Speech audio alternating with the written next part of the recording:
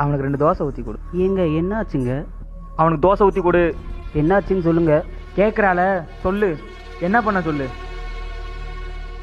நடு ரோட்டில் நின்றுக்கிட்டு பொரோட்டா வேணும் போடான்னு கத்துறான்.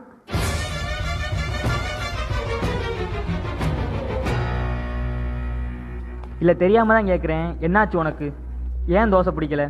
எதுக்கு தோசை பிடிக்கல சொல்லு. கேட்குறேன்ல சொல்லு. உம்முன்றத எப்படி சொல்லு. அது பரோட்டா தான்ப்பா பிடிச்சிருக்கு.